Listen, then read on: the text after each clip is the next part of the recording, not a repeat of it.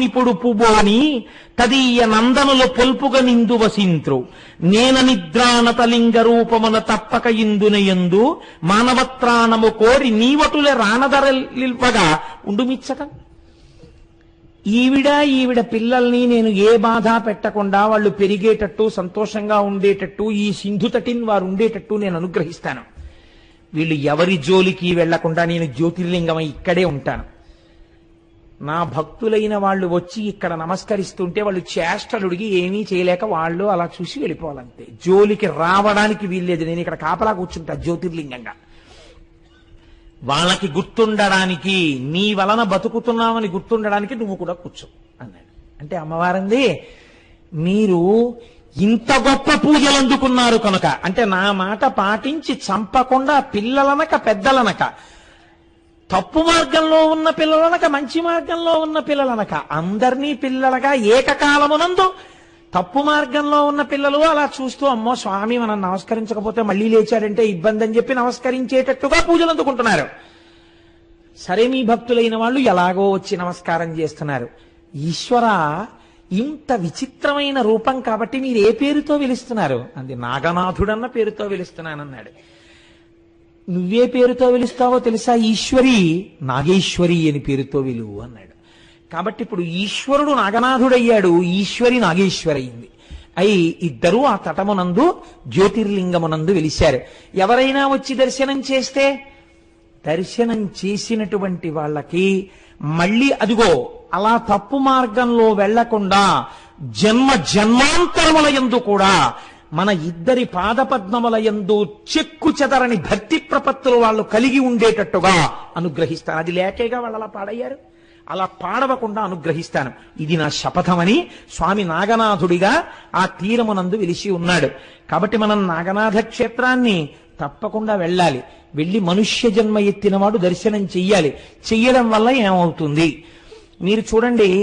ఈ శరీరము దేని వలన వస్తుంది అంటే, ఈ శరీరమును ఇచ్చేటప్పుడు ఈశ్వరుడికి ఏం ప్రమేయం ఉండదు. ఆయన తన యొక్క వివేచనని ప్రయోగించి మీకు శరీరమును ఇవ్వరు.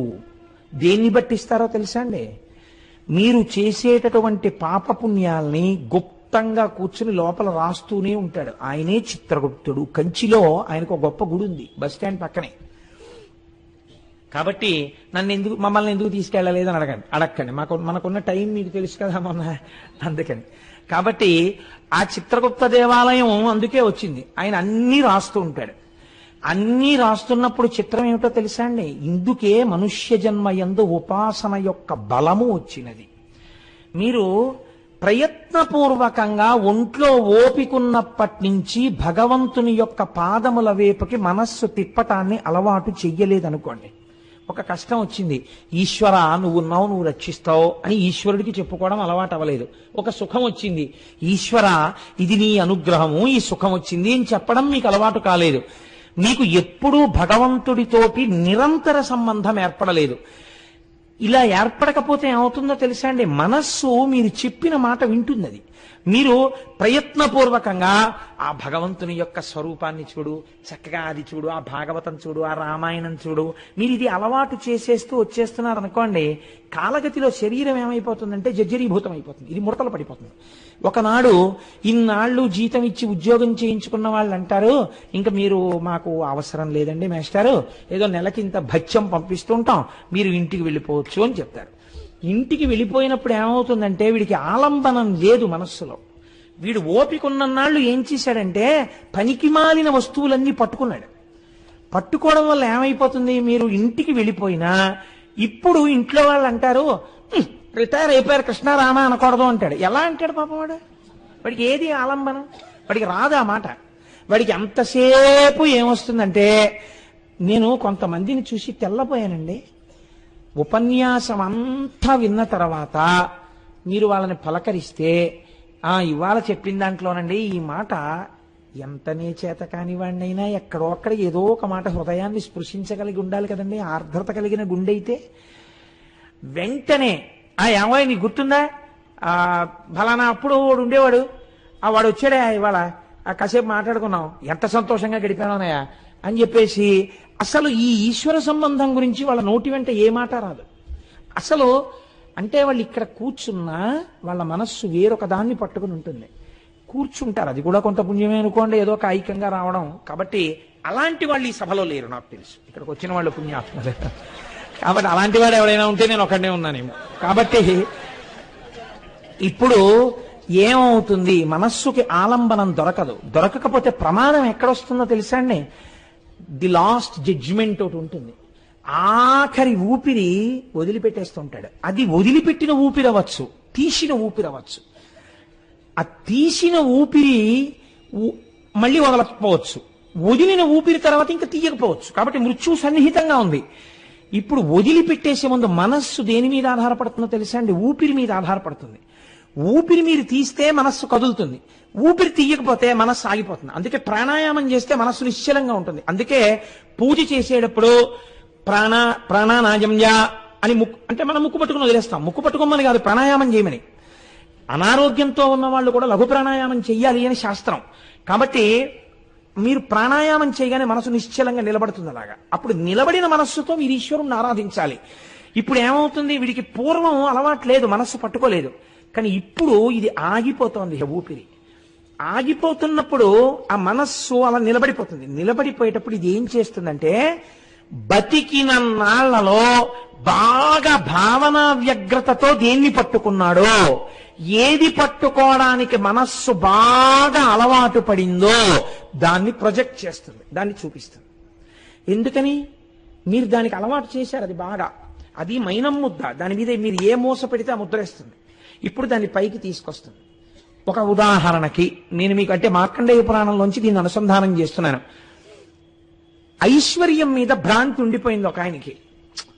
ఇంత డబ్బుంది, ఇన్ని భూములున్నాయి, ఈ కాగితాలు అక్కడిట్టాను, ఈ బంగారం ఎక్కడిట్టాను, దీనికి తెలుసో తెలీదో, ఏమైపోతాయో, పిల్లలు పాడు చేస్తారో, బుర్ర నిండా డబ్బు గురించి ఆలోచిస్తూ ఆగిపోయింది. ఎందుకంటే దాని గురించి ఆలోచించాడు బతుకంతా.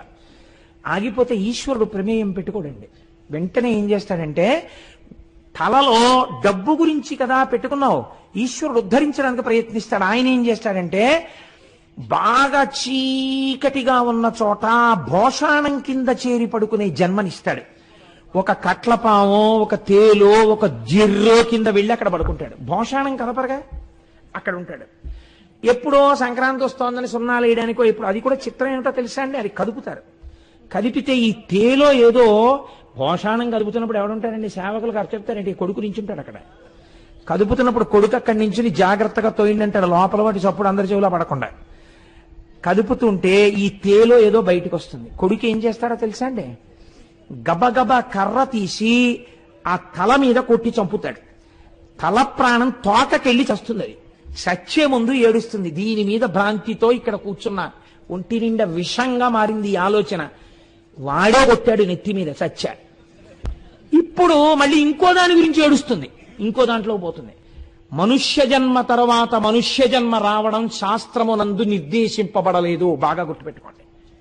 మనుష్య జన్మ తర్వాత మీ ఉపాసనని బట్టి హీనోపాధులలోకి వెళ్ళిపోతారు, లేకపోతే పైకి ఎడతారు.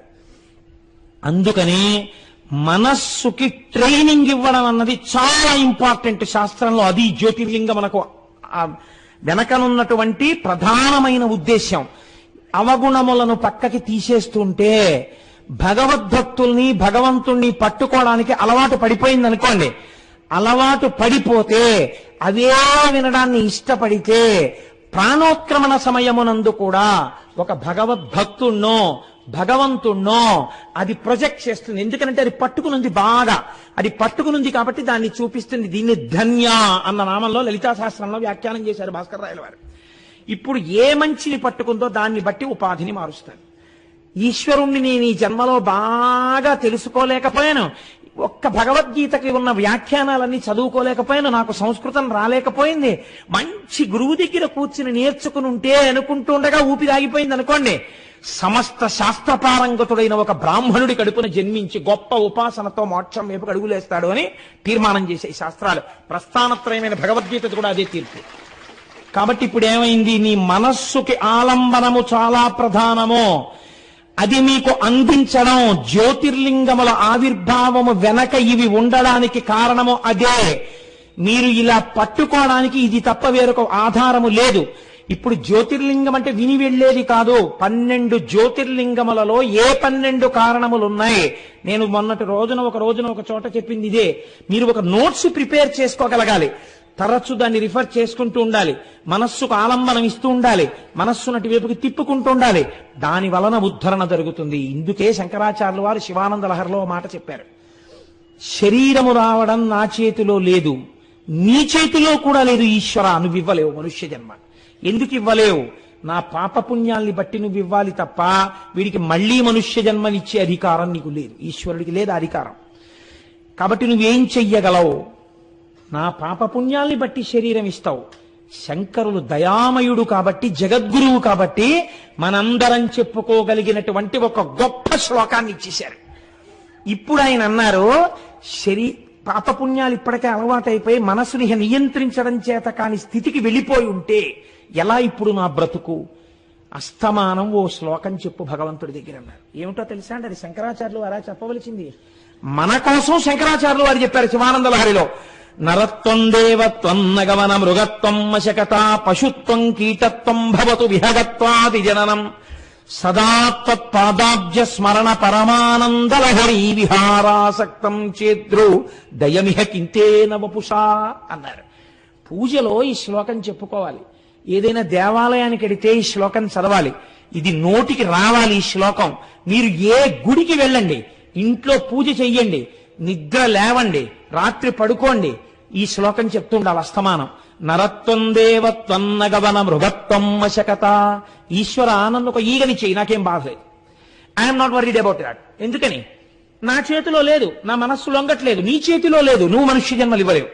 నరత్వం దేవత్వం, నన్ను ఒకవేళ ఒక దేవత అయిపోయి ఏదో పుణ్యం ఉండి నాకు అక్కర్లేదు అది. ఒకవేళ దేవుడే అయిపోయినా నాకేం కావాలో తెలుసా? దేవుడి దేవత్వం పొందిన.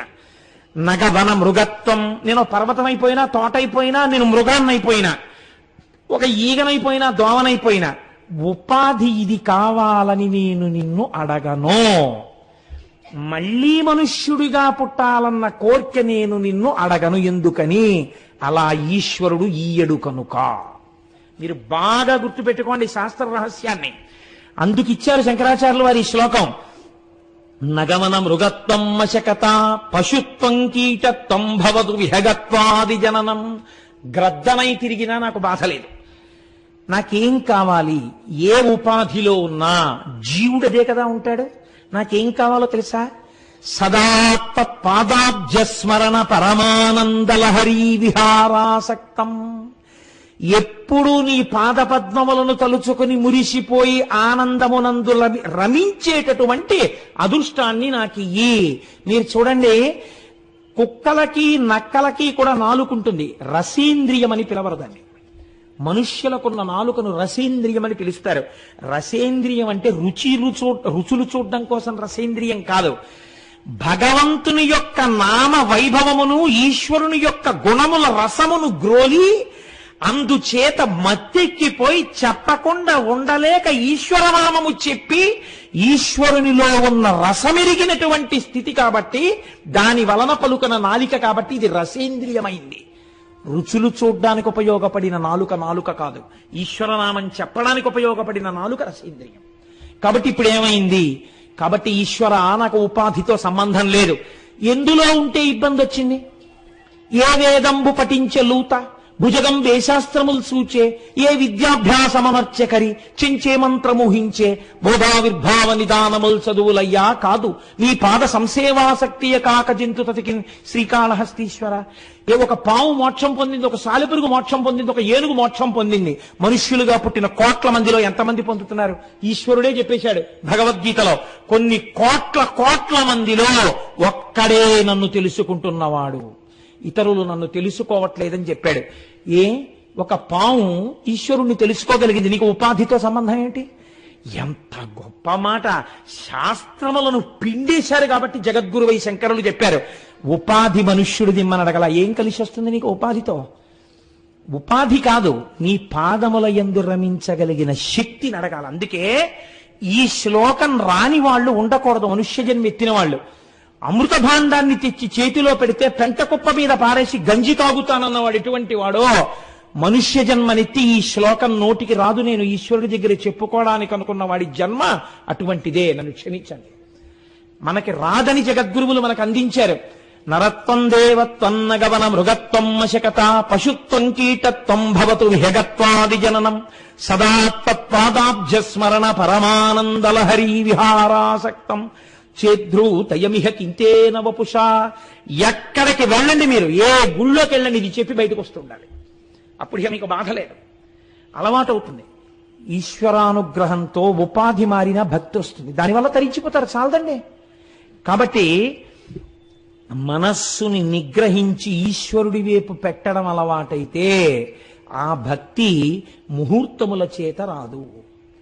నేను ఏమంటే ముహూర్తం పెట్టుకుని ఇంక రేపటి నుంచి భక్తిగా ఉండానంటే అంటే అది శంకుస్థాపన కాదు, అదేం లేకపోతే గృహప్రవేశం కాదు, గుమ్మెత్తడం కాదు. భక్తిగా ఉండడం ఈశ్వరానుగ్రహం. భక్తి అంటే ఏమిటో సరిగ్గా తెలియడం ఈశ్వరానుగ్రహం.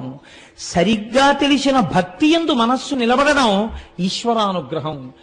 ఆ అనుగ్రహం నా దర్శన మాత్రము చేత ఇచ్చేస్తానన్నాడు నాగనాథుడు. కాబట్టి చూడండి, ఎంత అందమైనటువంటి ఎంత గొప్ప వరాన్ని శంకరాచార్యులు వారు అడిగారో ఆ వరాన్ని మనకి కటాక్షించడానికి నాగనాథుడు ఉన్నాడు. పూర్వం తీర్థయాత్ర చెయ్యండి, తీర్థయాత్ర చెయ్యండి అని ఎందుకనేవారో తెలుసా అండి? తీర్థయాత్ర చేసే ముందు తీర్థయాత్రకి వెడుతున్నటువంటి క్షేత్రము యొక్క వైశిష్ట్యము తెలియాలి, తెలిసి చెప్పాలి.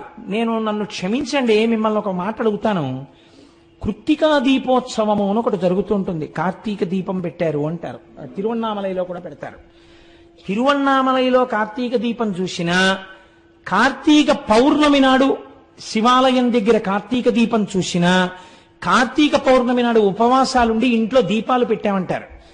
ఇంట్లో దీపాలు పెట్టినా, మహాశివరాత్రి నాడు అర్ధరాత్రి 12 గంటలకి ఈశ్వరావిర్భావముగా ఒక జ్యోతిని చూసినా ఒక శ్లోకం చెప్తే తప్ప ఫలితము రాదు. ఒక శ్లోకం చెప్పాలి. ఆ శ్లోకం చెప్పినప్పుడు ఆ శ్లోకము యొక్క శబ్ద తరంగములు ఎంత దూరం పెడతాయో ఆ శబ్ద తరంగములకు వినడం కాదు, శబ్ద తరంగముల యందు పడినటువంటి చీమలు పురవలు కూడా మోక్షాన్ని వెళ్ళిపోతాయి. రేపు మహాశివరాత్రి నాడు ఇదే అయ్యప్ప స్వామి దేవాలయంలో ఖచ్చితంగా అర్ధరాత్రి 12 గంటలకి ఒక జ్యోతిర్లింగం, ఆనందంలో అలా అంటున్నాను, ఒక జ్యోతిర్లింగ దర్శనం మీరు చేస్తారు. అది చేసే ముందు మీ అందరికీ ఆ శ్లోకాన్ని నేర్పుతాం. ఒక 2-3 రోజుల ముందు మనందరం గొంతెత్తి ఆ శ్లోకాన్ని చెప్తాం. మహాశివరాత్రి నాడు 12 గంటలకి, జన్మానికొక్క శివరాత్రి. మనం అది బాగా జ్ఞాపకం చేసుకుని ప్రతి కార్తీక పౌర్ణమికి ఇంట్లో మీరు ఆ శ్లోకాన్ని చదువుకుందరు. కానీ ఆ శ్లోకాన్ని లింగావిర్భావం గురించి శివరాత్రికి ముందు నేను చెప్తాను కాబట్టి, అదృష్టవశాత్తు ఉత్తరాయణంలో చెప్పుకుంటున్నాం కనుక అన్ని వాటికి ముందు ఆయా విశేషాలు చెప్పుకుని ఆయా ఉత్సవాలు మనం చేసుకునే అదృష్టాన్ని ఈశ్వరుడు మనకి ఇచ్చాడు కాబట్టి అలా వాటిని చేసుకుందాం. అది కాబట్టి ఇప్పుడు మీరు మనస్సులో దాన్ని స్మరించి ఎంత సంతోషాన్ని పొందవలసినటువంటి చరిత్ర కలిగినటువంటి జ్యోతిర్లింగమో అది మీరు ఒక్కసారి అవధరించండి. జీవితంలో తప్పకుండా అందుకే తీర్థయాత్ర చేసినప్పుడు ఆయా క్షేత్రములకు వెళ్ళినప్పుడు దాని గురించి తెలుసుకుని ఏ శ్లోకం చెప్పాలో ఆ శ్లోకం చెప్పి ఏది మీరు అడగాలో అది అడగాలి అక్కడ. అంతేగాని వెళ్ళామంటే వెళ్ళాం, వచ్చామంటే వచ్చాం వల్ల ఉపయోగం ఏమిటండి? దానివల్ల ఉపయోగం ఉండదు. వెళ్ళినప్పుడు దానికి తగిన పని మీరు చేసేస్తూ ఉండాలి. అంటే మేము చేసినవన్నీ బూడిదైపోయినట్టే అనుకోకండి. మీ అమాయకత్వము చేత ఈశ్వరుడు మీకు పరిపూర్ణం చేస్తాడు దాన్ని. అది కూడా ఉంటుంది ఈశ్వర శక్తి అందు. ఇప్పుడు నేను మీకు ఘుష్మేశ్వర జ్యోతిర్లింగాన్ని విజ్ఞాపన చేస్తాను. ఇవాళతో జ్యోతిర్లింగాలు పూర్తి చేసే సమర్థతని కటాక్షించమని నేను ఇవాళ ఉదయం దక్షారామం వెళ్ళి ఈశ్వరుణ్ణి వేడుకొని వచ్చాను. కనుక ఘుష్మేశ్వర జ్యోతిర్లింగము, దీనికి నమస్కారం చేస్తూ ఒక మాట చెప్తారు పెద్దలు. ఈశ్వర, ఎన్ని జన్మల తర్వాతనో నా చేత ఈ ఉపాధిలో నువ్వు ప్రవేశించి 12 జ్యోతిర్లింగములను గురించి ఉత్తరాయణంలో ప్రసంగం చేయించావు. ఇంతమంది విని సంతోషించారు, ఇంతమంది సంతోషమునకు నా వాణిని కారణం చేశావు. అటువంటి వాక్కు నాకు ఏమీ చేత కాకపోయినా ఇచ్చి నా చేత 12 జ్యోతిర్లింగములను చెప్పించినటువంటి నీకు నేను కృతజ్ఞుడనై దగ్గరలో ఉన్న దక్షిణ కాశీ అని కాశీలలో ఒకటిగా పిలవబడినది కనుక, వ్యాసుడంతటి వాణ్ణి అనుగ్రహించినది కనుక నేనేమివ్వగలను తండ్రి, నీ సమక్షానికి వచ్చి ఒక్కసారి శిరస్సు ఉంచి నమస్కరిస్తాను అని వెళ్ళి ఒక్కసారి నమస్కరించి వచ్చాను దక్షారామంలో ఇవాళ. కాబట్టి ఆ గుస్మేశ్వర జ్యోతిర్లింగం గురించి ఏమంటారో చూడండి. ఇలాపురే రమ్య విశాలకేస్మిన్ సముల్లసంతంచ జగద్వరేణ్యం వందే మహూదరతర స్వభావం గుష్మేశ్వరాఖ్యం శరణం ప్రపద్యే. ఈ శివలింగం గురించి చెప్పేటప్పుడు ఒక విశేషణాన్ని చెప్తున్నారు. మహూదర, ఇంకా ఆయన ఔదార్యాన్ని ఇంత అంతా అని మీరు లెక్క కట్టి చెప్పడం కుదరదు. అంతటి ఔదార్యమున్నవాడు, ఈ పని చేస్తే ఇంతిస్తాడు అని మీరు చెప్పలేరు. అంతటి ఉదార స్వభావము కలిగినటువంటి వాడు. నాకు ఒక్కొక్కసారి ఆ ఉదారము ఔదార్యము అన్న మాట గురించి చెప్పాలంటే అసలు ఆశ్చర్యంగా ఉంటుంది. మా దొరగారి అన్నగారు ఉన్నారు ఏలూరులో. మా దొరగారి అన్నగారు వారింట్లో, నన్ను దొరగారి ఏమనుకోకండి, ఆనందంతో చెప్పేస్తున్నాను, వారింట్లో ఒక పాలేరుని పెంచి పెద్ద చేశారు. ఆయన స్నానం చేస్తే పంచి అందించాడు, ఆయన స్నానం చేస్తే ఉత్తరీయం ఇచ్చాడు. ఆయన బయటికి ఎడుతుంటే అయ్యగారు వచ్చేవరకు ఇక్కడ కూర్చుంటానన్నాడు. ఒక కొడుకే మసిలితే ఎలా మసులుతాడో అలా మసిలాడు. ఆయన ఆ దొరగారు అన్నగారు ఆ పిల్లవాడిని ఒక కొడుకులా చూసుకున్నారు. అతనికి పుట్టిన పిల్లాన్ని MBA చదివించారు, పెద్ద ఎగ్జిక్యూటివ్ చేశారు. ఆశ్చర్యం తెలుసా మీకు? మా దొరగారి తల్లిగారు ఈ మధ్య శరీరం వదిలిపెట్టేసేంత వరకు తల్లిగారిని కంటికి రెప్పలా సేవ చేశారు. తల్లిగారు వెళ్ళిపోయారు, ఆయన భార్య గారు వెళ్ళిపోయారు. బిడ్డలు, ఆడపిల్లలు, నాన్నగారండి మా దగ్గరికి వచ్చేయండి అన్నారు. ఆయన అన్నారు, అమ్మా కడుపున పుట్టకపోయినా నాతో పాటు నన్ను ఎప్పటి నుంచో చూస్తున్నారు, వాళ్ళకి మనవడు పుట్టాడు, వాళ్లతోనే ఇక్కడ ఉండిపోతానమ్మా అని వాళ్ళని తన బిడ్డలుగా భావించి వాళ్లతో ఉండిపోయారు. ఏమి ఔదార్యం, సేవకుడిగా భావించలేదు. అది నిజంగా అలాంటి వాళ్ళని చూసినప్పుడు, అలాంటి వాళ్ళ గురించి విన్నప్పుడు వాళ్ళు అంగీకరించనివి బాహ్యంలో నమస్కరించం కానీ వాళ్ళు కనపడగానే నమస్కరించాలి అసలు. కాబట్టి చూడండి, ఇప్పుడు ఆయన ఏమనుకుంటాడు, ఏమి ఔదార్యం ఇది, ఎందుకు ఇచ్చేసినట్టు నాకింత, ఎందుకు మా మీద ఇంత ఔదార్యం? ఒక పాలేరు ఏం చేస్తాడో మేము అది చేశాం, కానీ ఎంత ఔదార్యం చూపించారు మహానుభావుడు. వాళ్ళ తరతరాలు చెప్పుకుని సంతోషిస్తాయి. ఆ సంతోషం చాలదా వాళ్ళ వంశాన్ని కాపాడడానికి? కాబట్టి ఒక మంచి పని చూడండి. ఈ ఔదార్యము అన్న మాటకి పరమశివుని వద్ద హద్దు లేదు. ఇది ఆవిష్కరించినటువంటి జ్యోతిర్లింగము గుష్మేశ్వర జ్యోతిర్లింగము. దేవగిరి కటమున భూదేవుడు బ్రహ్మవిదుడభవ దీక్షితుడవనిం పావనుడు భరద్వాజ కులావిర్భూతుడు సుధర్ముడనునొకడలరున్. ఒకానొకప్పుడు దేవగిరి అనబడేటటువంటి పట్టణంలో సుధర్ముడు అనబడేటటువంటి గొప్ప శివభక్తుడు, త్రికాల సంధ్యావందనం అలవాటైన వాడు, నిరంతరము శివ పార్థివేశార్చనకు అలవాటు పడినటువంటి మనస్సున్నవాడు, భగవంతుని యందు మనస్సు రమించడం చేత తనకిది ఉన్నదని కాని తనకిది లేదని కాని ఎన్నడూ భావన చెయ్యనివాడు, తనకి ఒకటి లేకపోవడం కూడా ఈశ్వరానుగ్రహమే అని అనుకోగలిగినటువంటి సంపన్నత కలిగిన హృదయం ఉన్నవాడు. ఇది చాలా కష్టం అండి. ఈశ్వరుడు ఒక్కొక్కరికి ఒకటి ఇవ్వడు. లోకం ఏమంటుందంటే వాళ్ళకి ఇది లేదంటుంది. కానీ వాళ్ళంటారు ఈశ్వరుడు మమ్మల్ని ఉద్ధరించడానికి మాకు అది ఇచ్చి ఉండకపోవచ్చు అంటారు. అది వాళ్ళ భక్తి. వాళ్ళ భక్తి నీకేం తెలుసు వాళ్ళనలా అని నువ్వు పాపం మూట కట్టుకుంటున్నావు. కాబట్టి ఇప్పుడు అటువంటి భక్తుడు ఒకడు ఉన్నాడు. ఆయనకి సుదేహ అని ఒక భార్య ఉన్నది. ఆమె మహాసౌశీల్యవతి, భర్తని నిరంతరము ధర్మమునందు అనువర్తించేటటువంటి స్వభావము కలిగినటువంటి తల్లి. చాలా కాలం ఇలా ఉంటుండగా వీళ్ళిద్దరికీ బిడ్డలు కలగలేదు.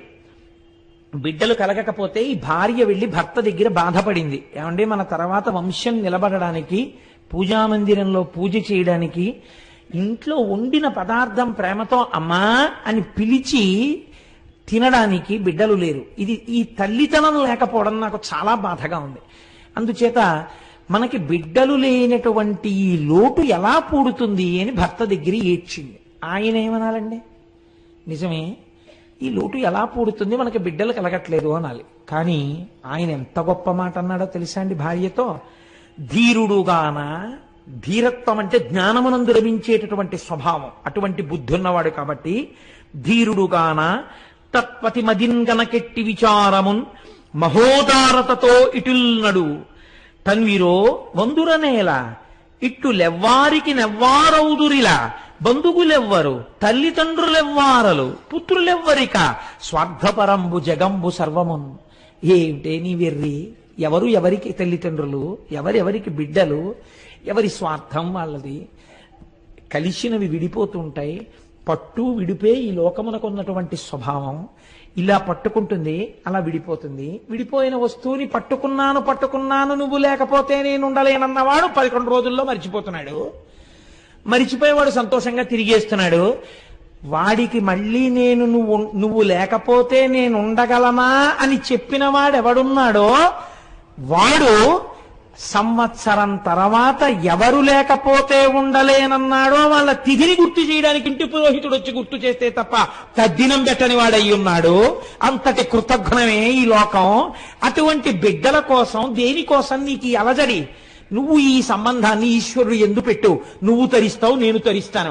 అవన్నీ ప్రతిబంధకాలు తరించడానికి, ఏమో తొందరగా మనల్ని లాగేయడానికి, ఏ అడ్డు లేకుండా చేసేయడానికి, తొందరగా తన వైపు ఈడ్చి పారాయడానికి ఈశ్వరుడు అసలు సంతానం లేకుండా చేశాడేమో.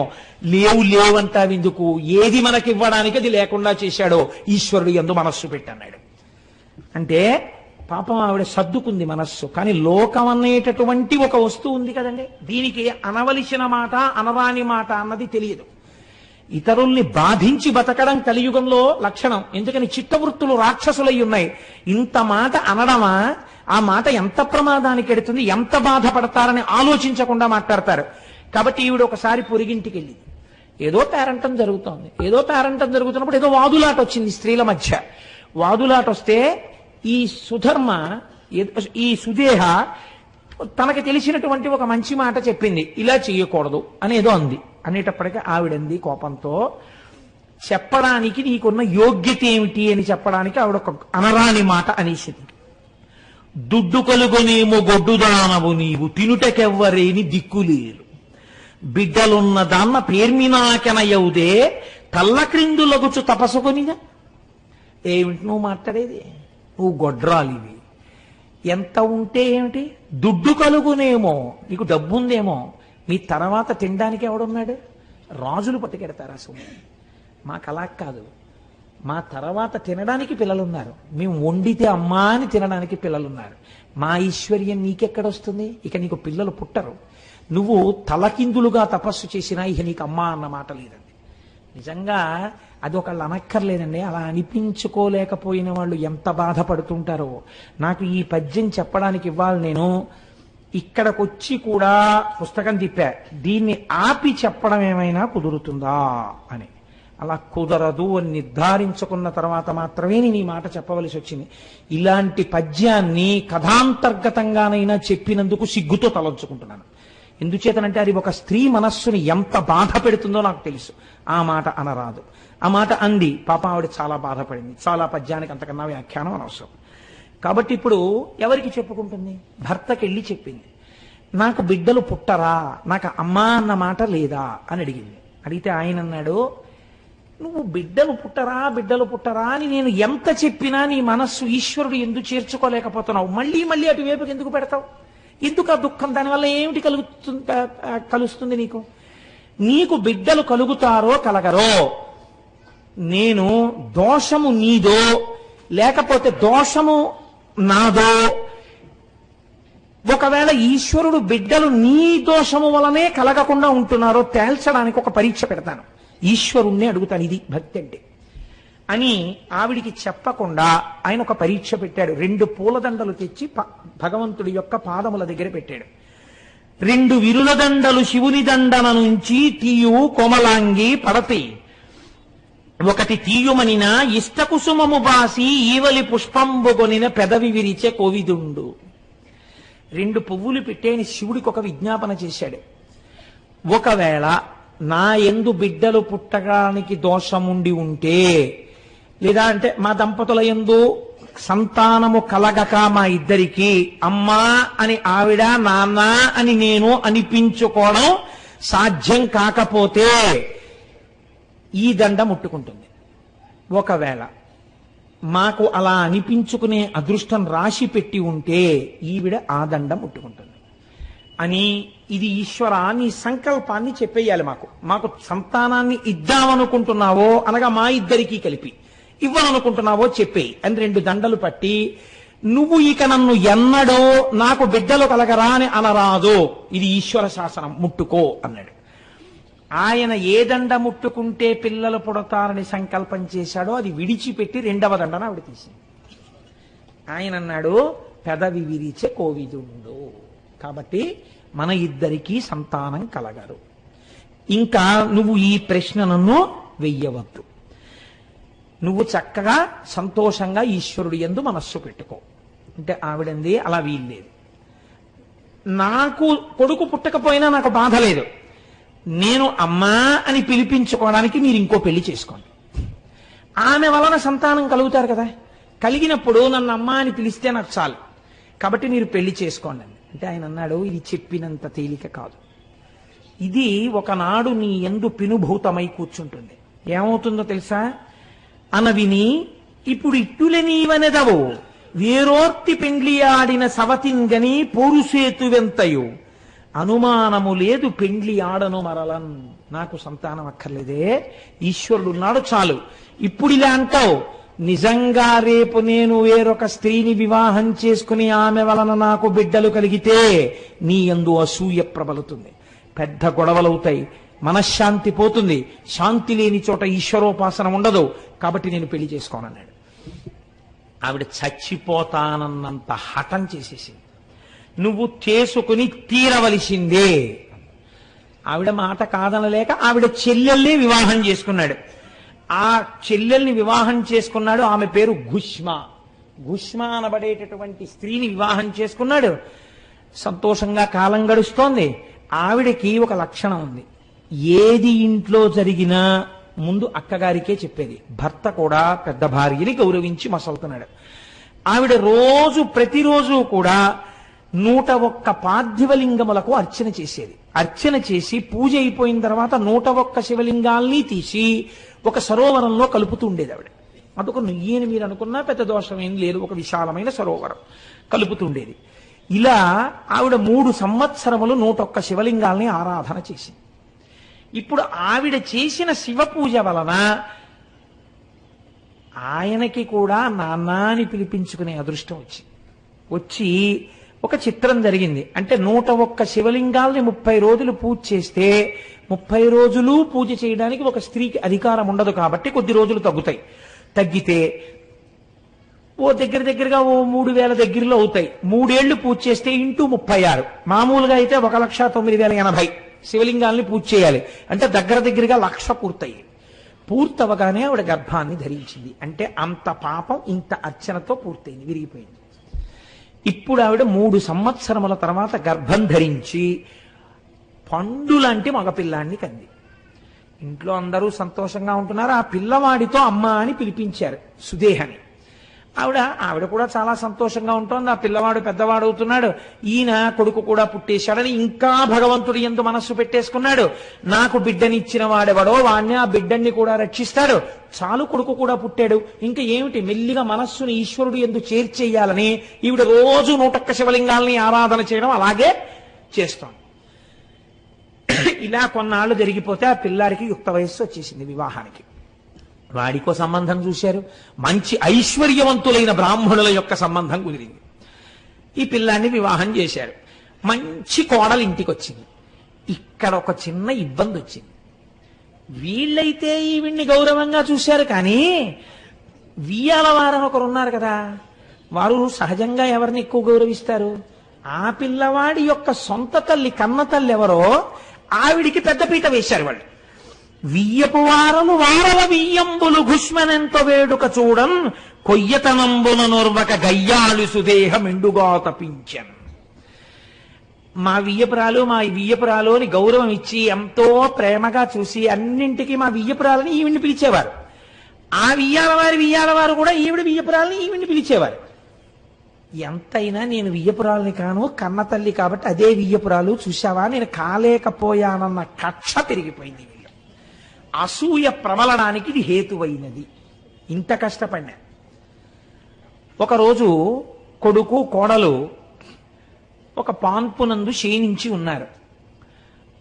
శయనించి ఉండగా ఈవిడ అసూయ రోజు రోజుకి పెరిగింది. నా చెల్లెలైనటువంటి గుష్మకి ఇంత గొప్పగా ఆదరణ కలగడానికి కారణమేమి? ఆవిడ శివ పూజ అని ఈవిడ గుర్తించలేకపోయింది. ఆవిడ అనుకుంది ఒక కొడుకు ఉండడమే, ఆ కొడుకే లేకపోతే ఇంత ఆనందంతో ఉన్నటువంటి చెల్లెలు కళ్ళ వెంట నీటిధారలు కారుతుండగా గుండెలు బాదుకుని ఏడిస్తే తప్ప నా అగ్నిహోత్రం చల్లారదు అని ఒక రాత్రి వేళ భార్యతో కలిసి నిద్రపోతున్నటువంటి పిల్లవాడి గదిలోకి వెళ్ళి ఒక కత్తితో ఆ పిల్లవాడిని పొడిచి చంపేసింది. చంపేసి ఆ పిల్లవాడి శరీరాన్ని కోసేసింది, ముక్కలుగా కోసేసి ఇవన్నీ కలిపి మూట కట్టింది. అంటే ఎంత భావనా వ్యగ్రతని పొందేసిందో చూడండి. ఇంకా ఇవి మూట కట్టి తీసుకెళ్లి రోజు శివార్చన చేసి నీటిలో కలుపుతుంది కదా, దీని బతుకు బయటికి రావాలని తీసుకెళ్లి ఆ శివలింగాల్ని కలిపే చోట నీళ్లలో ఈ శరీరం ముక్కలు పారేసింది. తెల్లవారింది. పాపం ఆ పిల్ల ఇంకా చిన్నపిల్ల, కోడలు అష్టవర్షేత్ భవేత్ కన్యా అని కదా, ఏదో 12 ఏళ్ళు ఉంటాయేమో, 13 ఏళ్ళు, గుర్రు పెట్టి నిద్రపోతోంది శుభ్రంగా చక్కగాను. తెల్లవారింది, లేచింది. ఈలోగా తెల్లవారకట్ట లేచి నదీ తీరానికి వెళ్ళిపోయాడు. ఆయన సంధ్యావందనం చేసుకుని ధ్యానం చేసుకోవడానికి గుళ్ళో. ఈవిడేమో కూర్చుని 101 లింగాల్ని అర్చన చేస్తోంది. ఆ పిల్ల నిద్ర లేచి చూసింది, తన ఒంటి మీద పక్క మీద నెత్తురు అట్టలు కట్టేసి ఉంది. తన భర్త శరీరంలో కొన్ని భాగాల యొక్క ముక్కలు మంచం మీద పడున్నాయి. ఆవిడిది చూసి గొల్లుని ఏడుస్తోంది కోడలు. సుదేహ గబగబా లోపలికెళ్ళి చూసి అయ్యో కొడుకు పోయాడమ్మా అని ఈవిడ కూడా ఏడుస్తూ ఈ గుష్మ ఏడవదే అని చూస్తోంది. ఈ గుష్మ శివార్చన చేస్తోంది. ఆవిడంది, ఎవడా బిడ్డలనిచ్చాడో వాడా బిడ్డకి రక్షకుడు, వాణ్ణి ఆయన రక్షిస్తాడు, వాడు ఎక్కడున్నా రక్షింపబడతాడు. వాణ్ణి కోసినా కాల్చినా చంపినా వాడు బ్రతికి తీరుతాడు. వాడు రక్షిస్తుండగా నేను వీడి పూజ ఎందుకు ఆపాలి? నేను వీణ్ణి నమ్మి ఈ పూజ చేస్తానని 101 శివలింగాలకి పూజ చేసి 101 శివలింగాల్ని ఆ పార్థివలింగాల్ని తీసి నూతిలో వేద్దామని వెళ్ళింది. నూతిలో వేద్దామని వెళ్ళి శివలింగాల్ని వేసి చూసేటప్పటికి కొడుకు శరీర భాగాలు నీటి మీద తేలుతూ కనపడ్డాయి.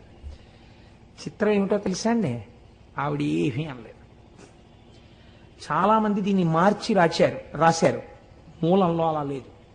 ఆవిడ మనస్సులో ఏ అక్కసు కలగలేదు. ఒకవేళ ఒక చెట్టు నీళ్లు పోస్తే తాను ఒక మొగ్గ వేసింది, ఆ చెట్టే దాన్ని పువ్వు చేసింది. ఆ చెట్టే మరునాడు ఉదయం తన పాదాల దగ్గరికి ఆ పువ్వుని ఒడిచిపెట్టేసి తొడిమ నుంచి తన కాళ్ళ దగ్గర పడిపోయేటట్టు చేసింది. నా శంకరుడు నా ఇంట పువ్వు పూయించి తన పాదాల దగ్గరే ఇలా తీసుకుని ఉంటే నేను దాన్ని అడగను. ఈశ్వరుడు తీసుకెళ్ళిపోవాలని సంకల్పం చేస్తే నాకు ఆమోదయోగ్యమే అని వెళ్ళిపోతాను. ఇది శివుడు తట్టుకోలేకపోయాడు. అది విచిత్రం. ఈ భక్తిని శివుడు భరించలేకపోయాడు. భరించలేక అమ్మా అమ్మా అంటూ పిల్లవాడు వచ్చేసాడు. వచ్చేసి వాడు అన్నాడు, ఈవిడ అడగలేదు.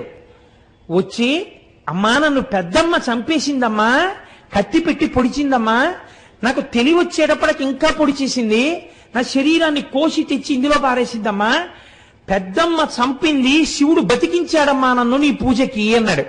ఆవిడంది ముక్కు మీద వేలేసుకుని యవనిదయన్ కొడుకేర్పడ అవికల కృపుడతడే సాకు అర్భకు భక్తోత్సవకరుండని పేరొందిన శివుడు మహాకాలమూర్తి సిద్ధం బిందున్. ఉరే నిన్ను కాపాడినటువంటి వాడే మహాకాలుడు, వాడే తీసుకెళ్లగలడు, వాడే బ్రతికించగలడు, వాడు నిన్ను రక్షించాడు. ఎక్కుడు మోదము లేక అక్కపైన్ కినుకు కొనక ఆమె కొమరుపై చక్కగా చేయిడ కడుమెచ్చగా ముక్కంటి సామి ఈ తెంచెవడి. కొడుకు మీద చెయ్యేసుకుని అక్క తప్పు నాన్న, పెద్దమ్మని అలా అనకూడదు, ముక్కంటి స్వామి నిన్ను రక్షించాడు, ఆయన రక్షణ ఉన్నంత కాలం ఎవ్వరూ ఏమీ చేయలేరు అని ఎవరి మీద కోపమో మనసులో లేకుండా పిల్లాడి భుజం మీద చెయ్యేసుకుని ఇంట్లోకి వెళ్ళిపోతుంది. ఇది కూడా శివుడు తట్టుకోలేకపోయాడు. ఇదేమిటి, కొడుకుని కోసి ముక్కలు చేస్తే నేను ఇచ్చిన కొడుకుని ఏమందేమిటి, 3 కన్నులతో త్రిశూలం పట్టుకుని పరిగెత్తేట ఆయన. ఇది విచిత్రం. పరుగెత్తుతుంటే ఆయన కంకణముల యొక్క ధ్వని వినపడింది. పాదానికి వాసుకి చుట్టుకుని ఉంటాడు. ఆ వాసుకి ఆ పదతాళమును తట్టుకోలేక జారిపోతున్నాడు. ఒంటి నుంచి భస్మ రాలిపోతోంది. పరుగున వచ్చి గుష్మా ఈ త్రిశూలంతో నీ అక్కని పొడి చేస్తానన్నాడు. ఎందుకంది ఆవిడ. ఆయన తెల్లబోయాడు. ఈశ్వరుడు తెల్లబోయి ఎందుకేమిటి, నీ కొడుకుని చంపేసింది అన్నాడు. కాబట్టే నువ్వు ఎంత ఉదాహరణలో లోకానికి తెలిసిందండి ఆవిడ. మా అక్క చంపిందంట ఏంటి, చంపి ముక్కలు కోసిన వాడిని నూతులో పారేసిన వాడిని ఎవరయ్యా బతికించారు, నువ్వు బతికించావు. ఇది లోకానికి తెలియాలి. ఎవడు చంపాడో తెలిస్తే ఎంత, తెలియకపోతే ఎంత. నిన్ను నమ్మిన వాడికి నాశనం లేదని లోకానికి తెలిస్తే చాలు. ఈశ్వరా నీ పాదముల యందు భక్తి నాకు కృపచేయి. మా అక్క వల్ల కదా నా కొడుకు బతికాడు, మా అక్క వల్ల కదా నీ యందు నాకు పూనిక కలిగింది, ఈ ఔదార్యాన్ని ఇలా అనుగ్రహించండి. ఇంతటి శివుడు త్రిశూలం పట్టుకుని అలా నిలబడిపోయాడండి చేష్టలుడికి. ఇంతటి మహాజ్ఞాని, త్రిపురాసుర సంహారం చేసిన వాడు భక్తురాలి మాటకి నోటి మాట లేక నిలబడిపోయాడు. నిలబడిపోయి అంతేనా అన్నాడు. అంతే, దింపే త్రిశూలం. ఫోన్లే కనపడ్డాను కదా, ఒక్క కోరిక కోరన్నాడు. అయితే ఒక్కటి అడుగుతాను, ఏ నూతులో పడిపోయిన పిల్లాన్ని రక్షించావో, ఏ నూతులో రోజు 101 లింగాలు తీసుకొచ్చి కలిపానో ఆ నూతులోనే జ్యోతిర్లింగంగా వెలు. నీ దగ్గరికి వచ్చి నమస్కరించిన వాళ్ళందరినీ ఇలాగే కాపాడు అంది. తప్పకుండా నీ కోరిక మేరకి ఆ నూతులోనే జ్యోతిర్లింగంగా ఉంటానన్నాడు. ఘుష్మేశ్వరుడు నీ పేరుతో వెలుస్తానన్నాడు. ఒక భక్తురాలు, ఎటువంటి భక్తురాలివి నువ్వు, ఇక్కడికి వచ్చినప్పుడు నిన్ను తలుచుకోవాలి అందరూ. ఒక్కసారి జ్ఞాపకం తెచ్చుకోవాలి. తెచ్చుకుని ఈశ్వరుడి ఔదార్యం ఘుష్మ వలన గుర్తు రావాలి. మామూలుగా నా ఔదార్యం కాదు, నా ఔదార్యం ప్రకటితం అవ్వడానికి నువ్వు కారణం. కాబట్టి నిన్ను తలుచుకుని నన్ను తలుచుకోవాలి. నా పేరు ఈశ్వరుడు కాదు, ఘుష్మేశ్వరుడు అని. ఘుష్మేశ్వరుడై మహానుభావుడు అక్కడ వెలిశాడు. ఒక్క నమస్కారం ఇలా వెళ్ళి చేస్తే చాలట. ఇంత మాట అన్నావు కదా ఘుష్మ, 101 తరాలు మీ వంశంలో చెప్పుకోదగిన మహాభక్తులైనటువంటి వాళ్ళు కుమారులుగా జన్మిస్తూ వెడుతుంటారు, నీకు వరం ఇచ్చేశానన్నాడు. ఏమి ఔదార్యం అండి, నీ అక్క దుర్బుద్ధి తీసి సద్బుద్ధినిచ్చేశాను, ఇవాళ నుంచి నాకు మహాభక్తురాలైపోతుందన్నాడు. ఇవన్నీ అడిగిందా, భక్తితో నమ్మి నిలబడినందుకు ఇన్ని వరాలు ఇచ్చేశాడు. కాబట్టే ఈశ్వరుణ్ణి నమ్మినటువంటి వాడికి అన్నడు లోటు లేదండి.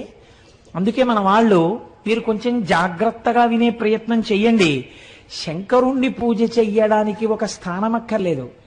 మనసా భగవంతుడి దగ్గరికి వెళ్ళినప్పుడు ఏం చెప్పుకోవాలో చక్కగా ఓ రైల్లో వెళ్ళిపోతున్నా, ఓ బస్సులో వెళ్ళిపోతున్నా, లేకపోతే ఎప్పుడైనా ఖాళీగా కూర్చున్నాం అనిపించినా పరమేశ్వరుణ్ణి ఆరాధన చేసుకోవడం ఎంత సులభమో, షోడశోపచారాలతో పక్కన నీళ్లు ఉద్ధరిణి కూడా లేకుండా, శివలింగం ఎదురుగుండా పెట్టుకోకుండా, విభూతి పెట్టుకోకుండా, మొహం కడుక్కోకుండా, బెర్తమించి నిద్ర లేవకుండా శివ పూజ షోడశోపచారాలతో ఎలా చెయ్యొచ్చో చూపించారు. మీరు జాగ్రత్తగా అవధరించండి. శ్రీ పార్వతీనాథ చిన్మయ బోధ తాపసమందార ధర్మ సంచార దక్షయాగ విభంగ ధవళ భస్మాంగ పక్షివాహన బాణ పన్నగాభరణ బాహుసక్తకరోట బాలేందు జూట మోహనాకార సన్ముని చిత్తచోర సాగర తూ నీర జగదేక శూర నాగచర్మాంబర నయనచో మధుర పర్వత కోదండ పరిభృతా జాండ సర్వలోక శరణ్య సజ్జనగణ్య దీనజనాధీన దినకర నయన సూనాస్త్రభంగ వసుమతీ శతాంగ జయ నీలకంఠ సజ్జన భవోల్లుంఠ జయ శంకరాహరా జయ మేరుధీర ఇటు నింతలంచుచూ ఎల్ల కాలంబు పటుతర ధ్యానంబు పరగగా చేసి. ఇది ధ్యానం. మీరు రైల్వే బెర్త్ మీద పడుకుని ఈశ్వరుణ్ణి ఆవాహన చేయొచ్చు. ఎలా? ముక్కంటి దయలేక ముక్తి లేదెందు నిక్కమంతని పల్కు నిగమముల్గాంచి పూజనీకై చేయ పూనితినయ్యా రాజశేఖర వేగ రాబూనవయ్యా ఇదియా వాహనం ఈశ్వర నీకు. వచ్చారు పార్వతీ పరమేశ్వరులు. అలాగే బెత్త మీద పడుకుని మీరు పట్టుపంచ కట్టుకుని చక్కగా పూజ చేస్తున్నట్టు భావన చేసి సదమల గుణమణి స్థాపితంబగుచు కదలక ఉండున హృదయ పీఠమున ముదమంద గౌరితో కలసి కూర్చుండు. ఇప్పుడు కూర్చున్నాడు. పాద్యం ఇవ్వాలి పాదాలు కడుక్కోవడానికి. నీ రూపు మదిలోన నిల్పుటన్ గలుగు వైరాగ్య సుఖముచే వరదలై చెలగు కన్నీరు మీ పాద కమలముల్ కడుగా ఎన్నిక కల పాద్యమిచ్చితివేగా. మిమ్మల్ని చూసినప్పుడు నా కన్నుల వెంట కారిన ఆనంద భాష్పాలతో నీ కాళ్ళు కడుగుతున్నాను. అర్ఘ్యం ఇవ్వాలుగా చేతికి. అన్నలు తమ్ములు ఆలు పిల్లలను వన్య సొమ్ములు మంచి వాహనంబులును చందక నీ ఎంద చిల్కుచునుండు అందంపు ప్రేమరసాంబువుల్ నీకు పరిమళార్ఘ్యంబులు పరశివనామ. అన్నలున్నా, తమ్ములున్నా, బిడ్డలున్నా, భార్య ఉన్నా, తల్లిదండ్రులున్నా, అత్తమామలున్నా ఇవన్నీ ఈశ్వరుడిచ్చాడన్న భావన చేత నా యందు కలిగిన ఆనందం నీ చేతికి నేనిచ్చిన అర్ఘ్యం. ఆచమనం ఇవ్వాలిగా. ఆచమనీయం తాగడానికి. మరిగిలో చూపును మరచి బాహ్యంబు వదలి వాసన నెల్ల పరమ సమాధి పదము చింతి మనంబు పడియున్న వేళ పొంగి ఆనంద బోధరసంబు అంగజ వైరి మీ కచమనంబు. అంతర్ముఖుడవడం వల్ల కలిగినటువంటి ఆనంద భాష్పాలు మీకు ఇచ్చినటువంటి ఆచమనీయం. నీకు స్నానం చేయించాలిగా.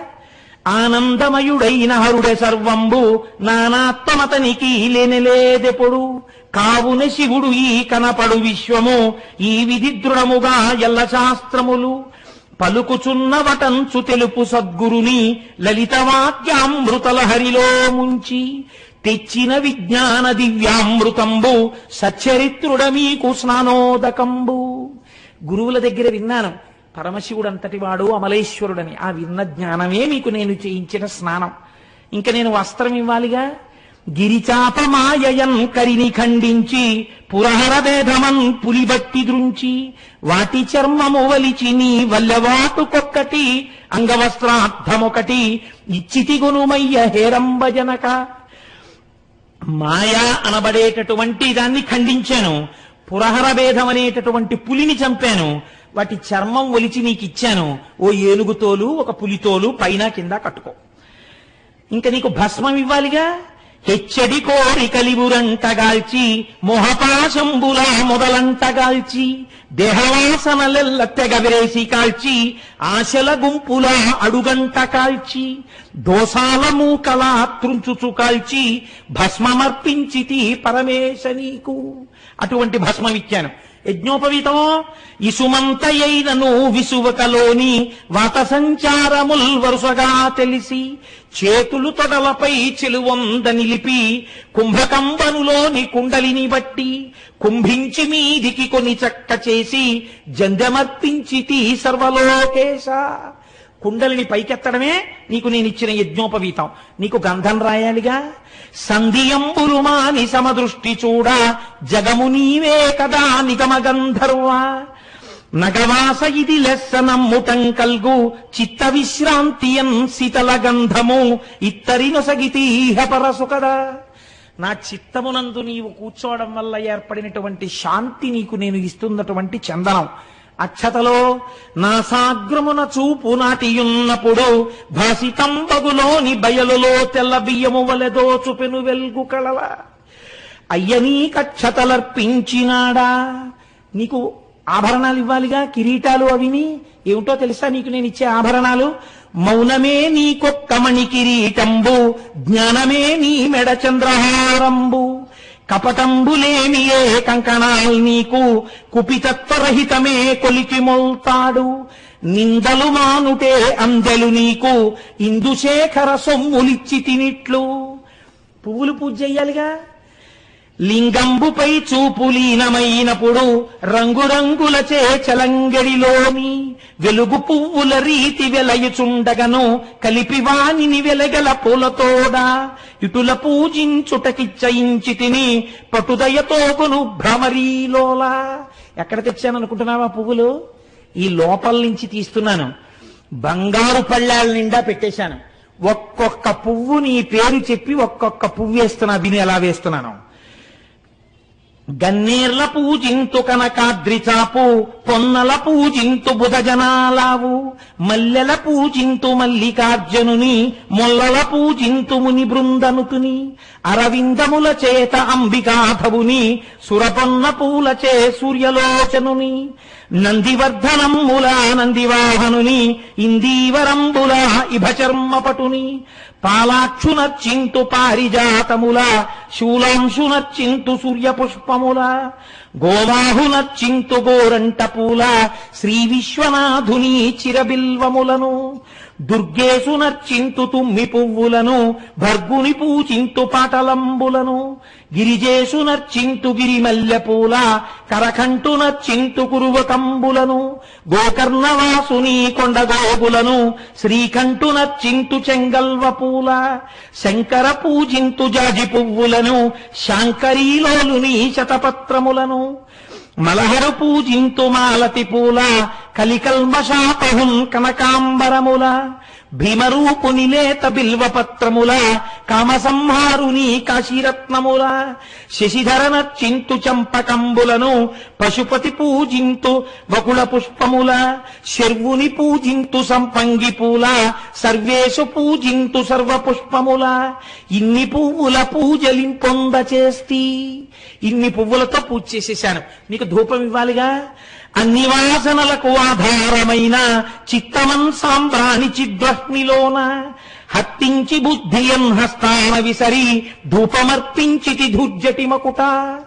దీపం ఆపత్పరంపరా కాలయంబగుచు ధనరు 36 తత్వముల్ ఒత్తిగను చేసి, గురుబోధయను దీపశిఖను ముట్టించి ఆరతి పట్టితి నీకు. నీకు నైవేద్యం పెట్టాలిగా. మట్టు మీరిన జ్ఞాన మార్గంబులరసి, 3 దేహములందు 3 అవస్థలను, 3 విధముల భోగములు పొందువాడు నీకన్నలేడను నిశ్చయ భావము. ఏ కాలమందున నెడజేయకునికి అమృతాన్నరసముగా అర్పించినాడా. తాంబూలం ఇవ్వాలిగా. సమబుద్ధి వృత్తిని సాగనీనట్టి 3 గుణములు ముడిచి తాంబూలమోడకనిచ్చితి యోగీంద్ర వినుత. 3 గుణాలు ముడిచి తాంబూలం ఇచ్చాను. కర్పూరహారతి ఇవ్వాలిగా నీకు. నీవెనే నను బుద్ధి నిలుకడ చేత, భావంబు శుద్ధమై పండు వెన్నెలలా, పోలగదాని కర్పూర దీపముగా లీల నీకిచ్చితి కాలాగ్నిరుద్ర. మంత్రపుష్పం చెప్పాలిగా. గురుడు చెప్పిన బుద్ధి మరిచిపోబోక, మరగియుండుట నీకు మంత్రపుష్పంబు. గురువు గారు చెప్పింది మర్చిపోకుండా మనసులో పెట్టుకోవడమే మంత్రపుష్పం. ఇప్పుడు నీకు ఛత్రచామరాదులు చూపించాలిగా. గొడుగు అవిని అవి ఏమిటో తెలుసా? అసలు నిజానికి చెయ్యవలసినవే. చపలతమానుటే ఛత్రంపు బుద్ధి, విపరీతమగుడుగుటే వింజామరములు, ధర్మ సంచారమే తాళవృంతంబు, నిర్మల చిత్తమే నిలువుటద్దంబు, కల్లమాటలులేమి ఘంటారవంబు, చల్లని మాటలే శంఖారవంబు, సత్యంబు పలుకుటే సంగీతరవము, నిత్యనీ స్మరణయే అఖిల వాజ్యములు, న్యాయ విహారమే నాట్యముల్ నీకు, కాయమే ఆందోళికము సత్క్రియాళి. నా శరీరం నీకు ఉయ్యాల. చేయుటయే ప్రదిక్షిణ వందనములు, తాయని భక్తియే పరమ సమాధి. ఈశ్వర, ఇలా నేను మానస పూజ చేసినందుకు మిమ్మల్ని నేనేమడుగుతున్నానో తెలుసా? హరమిమ్మునిటులనే అర్చించినాడా, కరుణతో మెచ్చుము ఘనుడనీవాడా. నీ పూజ చేయగా నెరరు మునులు, నీ పూజ నేయగా నెరరు సురలు, కావున నా కోటి ఖలుడు నీ పూజ, కావించునే కోటి కమలాప్త తేజ. జ్ఞాన విద్యాభ్యాస గతినే నిరుంగా, ధ్యానయోగంబుల దారి నిరుంగా, సంపూర్ణ బోధల జాడల నిరుగా, ఇంపైన మీ భక్తి పెంపుల నిరుగా, క్రోధ చిత్తుండను కుటిలాత్మకుండ, సాధత్వహీనుండ చపలేంద్రియుండ, తిండిపోతునే కాని తెలివేమి లేదు, దండిపాపినే కాని దయయేమి లేదు. భక్తిహీనులకెల్ల మొదలైన వాడా, ముక్తిహీనులకెల్ల బాగైన వాడా. హరశివ శంభో మహాదేవయనచు, హరసాంబ శంభో మహాదేవయనచు. ఈ రెండు మాటలనెవడు పఠించు, పారిపోవును వాని పాపములంచు. పెద్దలు చెప్పగా వినిమది నమ్మి, బుద్ధి తెచ్చుక మిమ్ము పొడగంటి సుమ్మి.